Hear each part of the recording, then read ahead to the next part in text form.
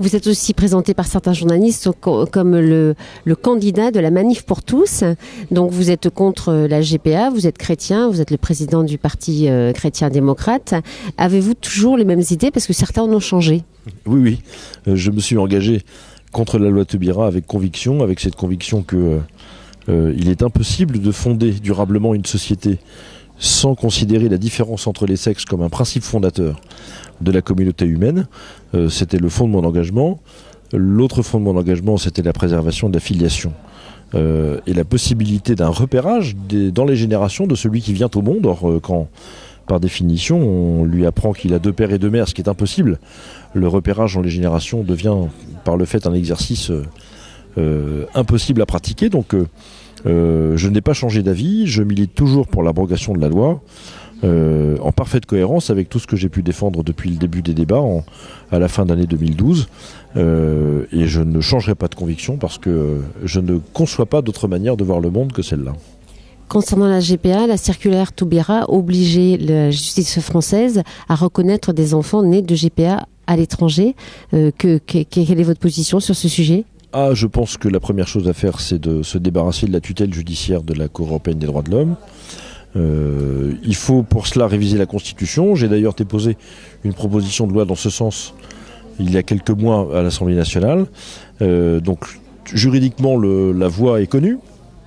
Ensuite, effectivement, je pense que la dignité d'un grand pays comme la France consisterait, dans l'intervalle, enfin en attendant que cette modification soit faite, à acquitter l'amende qui est demandée et qui va avec la condamnation prononcée par la Cour européenne des droits de l'homme.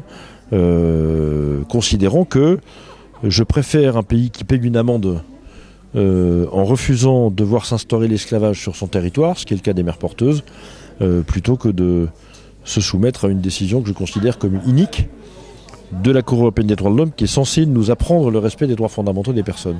Il y a là une forme d'ambiguïté insupportable à laquelle il faut mettre fin. Si la loi Taubira était abrogée, quid du Pacs? Est-ce qu'il faudrait l'améliorer pour les homosexuels et pour ceux qui veulent se marier? Le problème, c'est que le Pacs ne peut être amélioré que d'une seule manière, c'est-à-dire en incluant dans son périmètre les pensions de réversion. C'est la seule chose qui différencie désormais, en tout cas sur le plan de l'accès aux droits, la seule chose qui différencie désormais, à part la filiation bien sûr, le Pacs du mariage. Le problème, c'est que la pension de réversion, elle existe pour venir réparer le fait que dans un couple, lorsque un des deux conjoints a mis sa carrière professionnelle entre parenthèses pour élever les enfants, eh bien, à la mort, au décès de celui qui lui a travaillé, on reverse une partie de la retraite. Et donc, la pension de réversion, elle sanctionne d'une certaine manière un engagement de très longue durée et une forme de réparation de justice, par le versement de cette somme d'argent qu'est la réversion. Donc, au fond, la différence entre le Pacs et le mariage sur la réversion, c'est l'engagement dans la durée. Mais le Pacs ne prévoit pas de possibilité d'engagement dans la durée car il contient toujours comme modalité de rupture la possibilité simplement d'une lettre recommandée. Le Pacs, c'est l'antinomie d'un engagement dans la durée. Il a été voulu précisément pour être contractable et soluble à peu près à l'envi. Il y a donc là une forme d'incompatibilité entre une amélioration du Pacs et la nature du Pacs lui-même. Maintenant, des aménagements sur le Pacs, encore une fois, je n'en vois pas beaucoup. Je pense surtout que les leaders des lobbies homosexuels voulaient absolument accéder à la filiation avec la loi Taubira. Ils y sont parvenus. Le fond du problème, c'est la filiation. C'est pas l'amélioration du Pacs. Vous êtes président et vous avez été le fondateur de l'entente parlementaire sur la famille. Dans vos travaux, est-ce que vous envisagez le salaire parental qui serait, selon moi, un pas vers la liberté des familles? Nous sommes nombreux, effectivement, au sein de l'entente parlementaire à considérer que ça doit être une évolution sociale importante.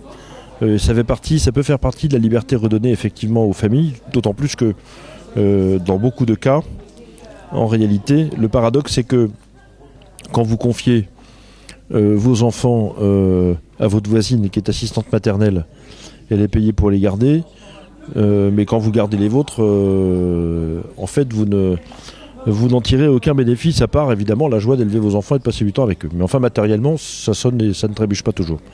Bon, il y a un chantier à ouvrir là-dessus, c'est clair, premièrement. Deuxièmement, je pense que il y a là aussi une considération à avoir sur la faiblesse des montants des salaires nets qui sont perçus par beaucoup de mamans qui vont travailler pour quelques centaines d'euros par mois, quand elles les gardent d'ailleurs, après avoir payé la nounou, le transport et le repas sur le lieu de travail. De temps en temps, dans l'escarcelle, il ne reste pas grand-chose. Et nous en tirons socialement, je pense, un certain nombre de nuisances, parce que il n'y a quand même pas de temps éducatif plus précieux que celui que l'enfant passe avec ses parents, et en particulier avec sa maman. Donc il y a quelque chose à faire là-dessus. Moi j'ai défendu ce principe il y a déjà des années, et je crois qu'il serait bon de le remettre sur la table et d'en faire un des débats, oui, de la campagne primaire. Merci.